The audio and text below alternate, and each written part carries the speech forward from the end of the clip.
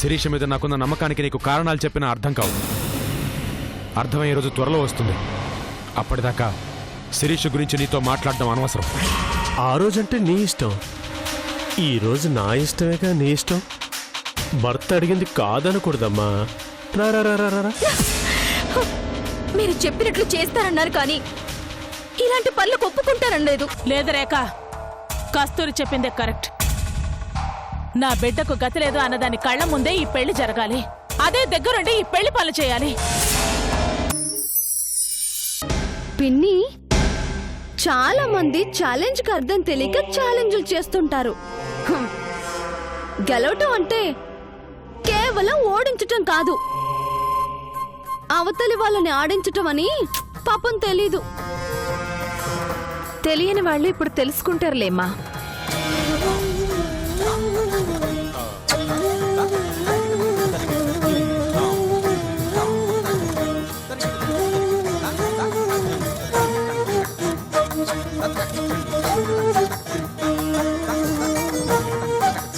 బంగారపు బొమ్మలా ఉన్నావు.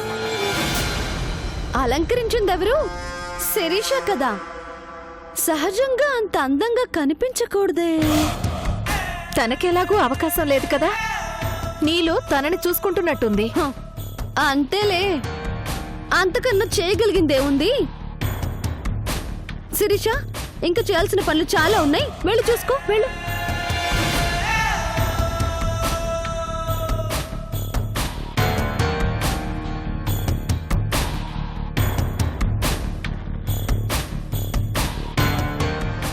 ఏం మంత్రం వేసావమ్మా?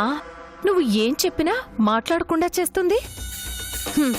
తనకే మంత్రం పనిచేస్తుందో ఆ మంత్రమే వేశాను.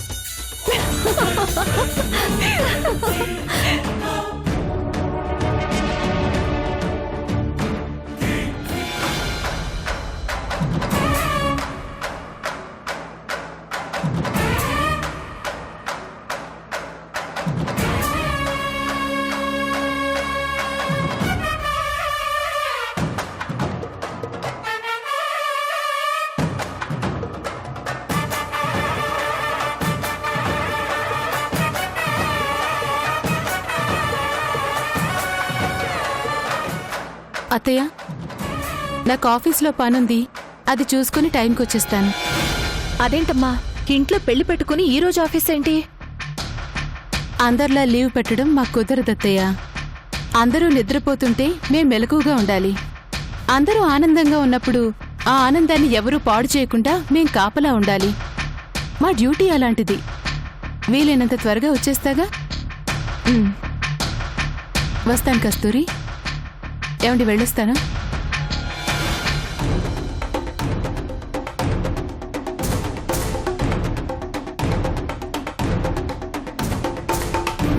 వస్తాను శిరీష.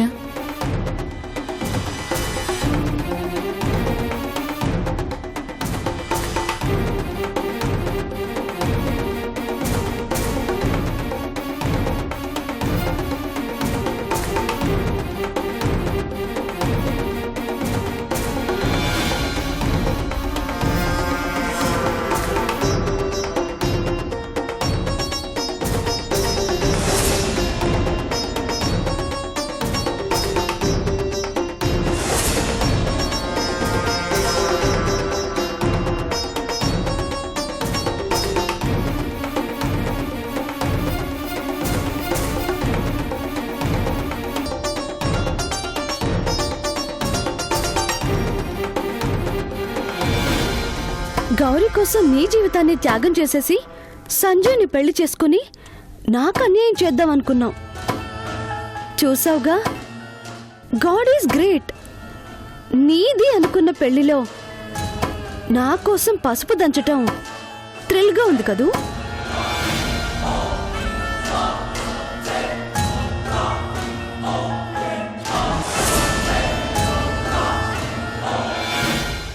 టిఫిన్ చేశారా? కళ్యాణ మండపంలో అరేంజ్మెంట్స్ అన్నీ అయిపోయాయి. Cool drinks అక్కడేవో.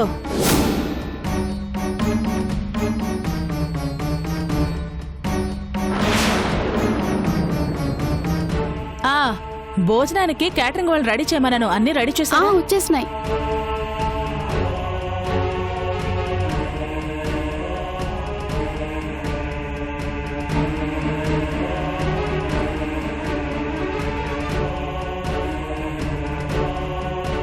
నానమ్మ ఆకలిస్తుంది నానమ్మ.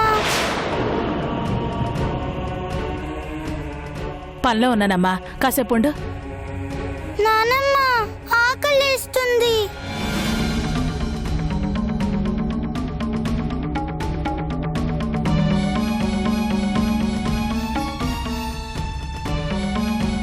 ఏంటే కొంచెంసేపు ఉండమన్నానా? పెడతానన్నాను కదా. అసలే హడావుళ్ళు ఉంటే మధ్యలో నువ్వేంటి? కాసేపు ఆగు.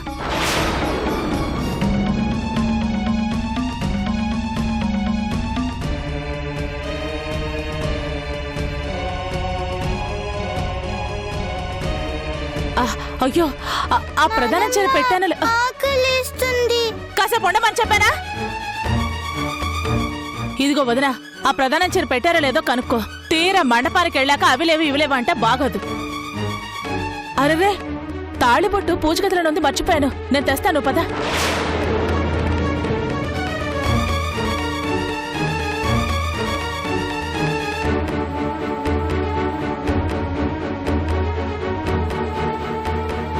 గౌరీ,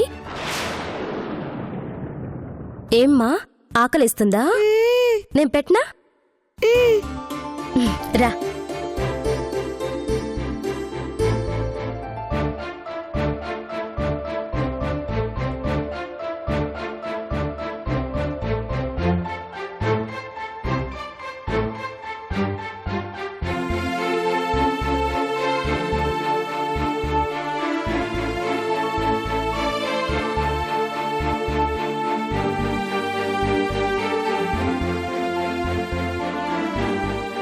ఆకలిస్తుందా?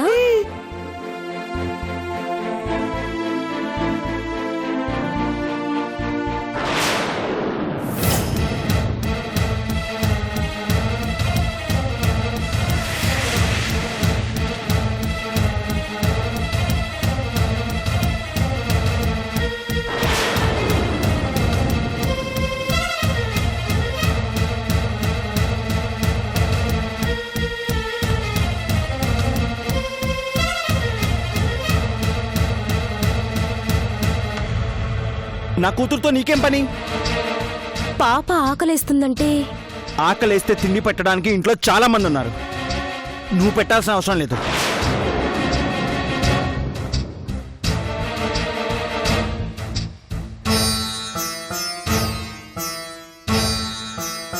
మమ్మీని ఎందుకు డాడీ అలా కోపడతావు?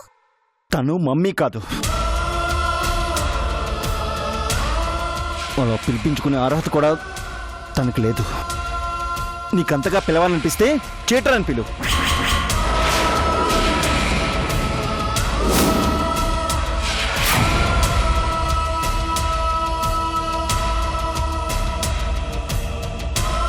అంతకన్నా గొప్పగా పిలిపించుకునే అర్హత తనకు లేదు. పో బయటికి.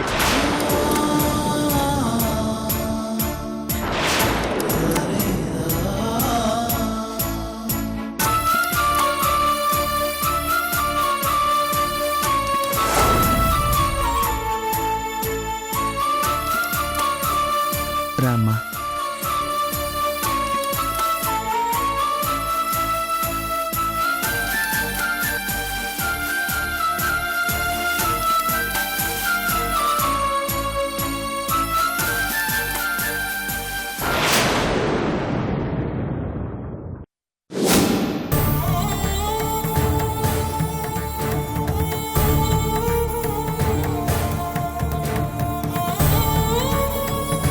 ఎందుకమ్మా ఇలా చేస్తున్నావు? కన్నీళ్ళని దాచుకుంటున్నావు, కడుపులో బాధను దాచుకుంటున్నావు. నీ స్థానంలో మరొకరొచ్చి కూర్చుంటే నువ్వు సేవలు చేస్తున్నావు. ఏమైందమ్మా? ఎందుకు ఇలా ప్రవర్తిస్తున్నావు? నీతో పెళ్లి నిశ్చయమైన తర్వాత నీ చేతులతో నువ్వే చెడగొట్టుకున్నావు. మనసులో ఇష్టం ఉండి ఇష్టం లేకుండా ప్రవర్తిస్తున్నావు. ఎందుకు ఇలా చేస్తున్నావు అమ్మా? కారణం ఏంటి?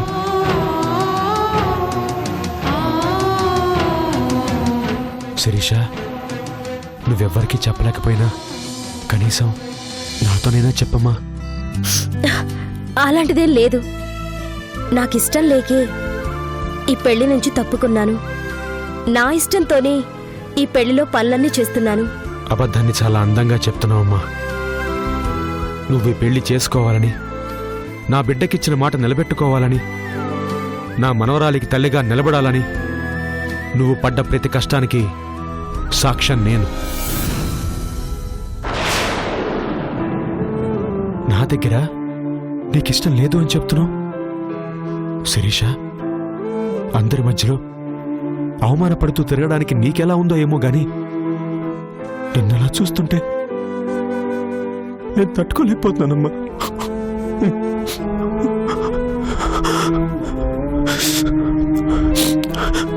అమ్మా, సమస్య ఇది అని ఒక్క మాట నాకు చెప్పమ్మా, నేను చూసుకుంటాను. ఎక్కువ టైం లేదమ్మా. గడిచే ప్రతి క్షణం నిన్ను మాకు దూరం చేస్తోంది. నువ్వు మా కూతురికిచ్చిన మాటకి దూరం చేస్తోంది. చివరికి శాశ్వతంగా నా మనవరాలికి దూరం చేస్తోంది. ఏం జరిగిందో కనీసం ఇప్పటికైనా చెప్పమ్మా. ఏం లేదంటున్నాను కదా. ఒక్క నిమిషం అమ్మా. శిరీష, నిజం చెప్పడం నీకు ఇష్టం లేదని నాకు అర్థమైంది. కానీ నా కోసం ఓ పని మాత్రం చేయి. ఇదిగో ఈ కాగితం మీద ఓ సంతకం పెట్టు. ఎందుకు అంకుల్? కారణం నువ్వు చెప్పావా, నేను చెప్పడానికి? నా మీద నీకేమాత్రం గౌరవం ఉన్నా సంతకం పెట్టు.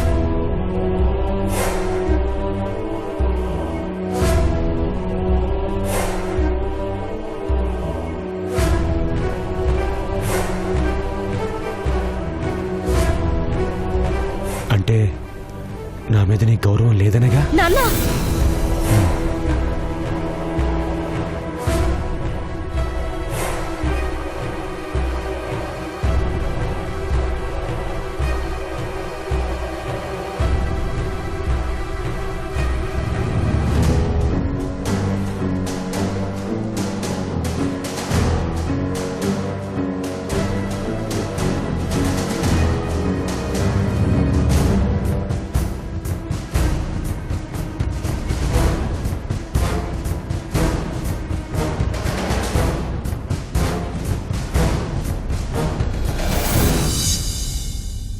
ఎల్లుండి ఈవినింగ్ 4 o'clockకి మినిస్టర్ గారి ప్రోగ్రాం ఉంది. దానికి కావలసిన ఏర్పాట్లు చూడండి. సెక్యూరిటీ టైట్గా అరేంజ్ చేయండి. నేను ఈవినింగ్ వచ్చి ఒకసారి చెక్ చేస్తాను. ఓకేనా? అమ్మ భవానీ, నేను మళ్ళీ కాల్ చేస్తాను. కూర్చోండి మావయ్య. Thank you.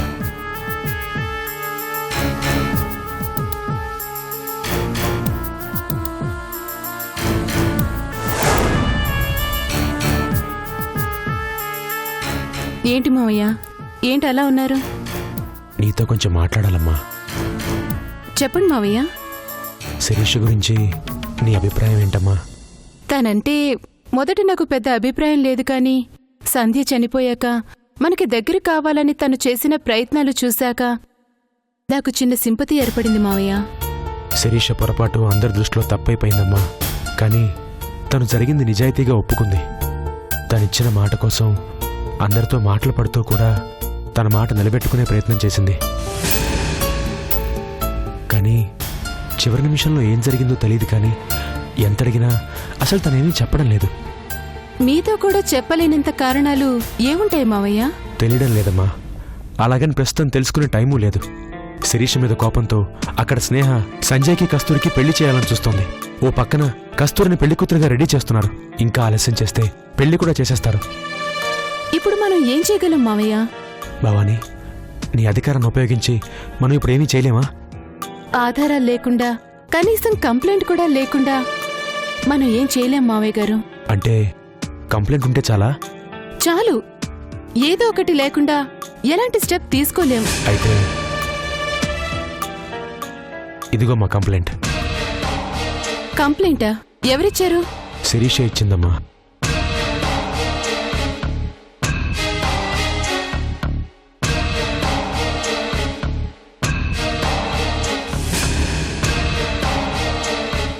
మరి తను నిజం చెప్పడం లేదన్నారు? నిజం చెప్పే పరిస్థితిలో తను లేదని నాకు అర్థమైంది కాబట్టే తన దగ్గర సంతకం తీసుకున్నాను. కంప్లైంట్ నేనిస్తున్నాను. భవానీ, మీ అత్తయ్య శిరీషనే చూస్తోంది, కానీ నేను శిరీషలో సంజయ్ చూస్తున్నానమ్మా. నా కూతురి చివరి కోరిక తీరాలి అంటే శిరీష సంజయ్కిచ్చిన మాట నిలబెట్టుకోవాలి. అందుకే రకరకాలుగా మోసం చేసి సంజయ్కి భార్య కావాలనుకుంటున్న కస్తూరి కోరిక నెరవేరకూడదు. అలాగని నేను నిన్నేం తప్పు చేయమంటలేదమ్మా. నీ డ్యూటీ నువ్వు చేయి, కానీ మంచికి న్యాయం చేయి. మాట కోసం మన కోసం ఎన్నో కష్టాలు పడిన శిరీషకి న్యాయం చేయి. అది కూడా శిరీష మంచితనాన్ని నువ్వు నమ్మితేనేనమ్మా. తన గురించి మీరింతగా తపన పడుతున్నారు. మీరు చెప్పా కూడా నేను శిరీష్కి న్యాయం చేయకుండా ఎలా ఉంటాను మావయ్య? ఏ ఆధారం లేదు కాబట్టి శిరీష్కి అవమానం జరుగుతున్నా ఏం మాట్లాడలేక వచ్చేశాను. ఇక మీరు కంప్లైంట్ ఇచ్చేశారుగా, ఇక ఆ పెళ్లి జరగదు. థ్యాంక్స్ అమ్మా.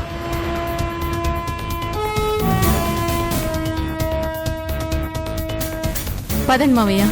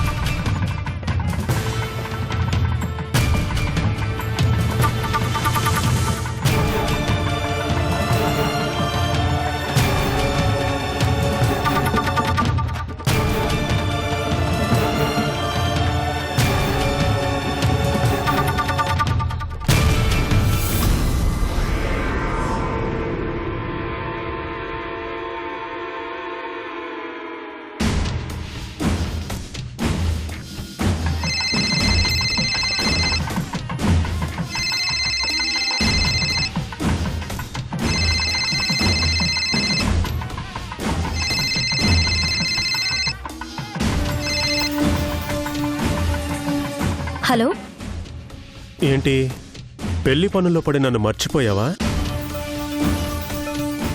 చెప్పేగా వచ్చాను. వెళ్ళినా ఫోన్ చేయగానే రావాలని నేను చెప్పానుగా. ఇప్పుడేంటి? భర్త మీద అలా చిరాకు పడకూడదు, ప్రేమగా మాట్లాడాలి. పెళ్లి పనులు అయిపోయాయా? అవ్వలేదు. అంటే ఇంకా అక్కడ నీ అవసరం ఉందన్నమాట. కానీ ఎక్కడ కూడా నీ అవసరం ఉందే. ఇప్పుడేం చెయ్యమంటావు? అర్జెంటుగా ఇంటికి వచ్చే చెప్తాను. ఎందుకు నాతో ఇలా ఆడుకుంటున్నావు? నువ్వు నాతో ఆడుకున్నప్పుడు ఎప్పుడైనా నేను ఇదేంటి అని అడిగానా? అలాగే నువ్వు అడగకూడదు డార్లింగ్. వచ్చే వచ్చే వచ్చే, త్వరగా వచ్చే, వెయిటింగ్ ఇక్కడ.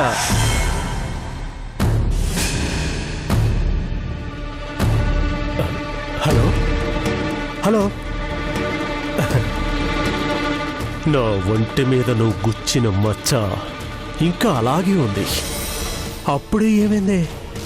ఆడాల్సిన ఆట చాలా ఉంది.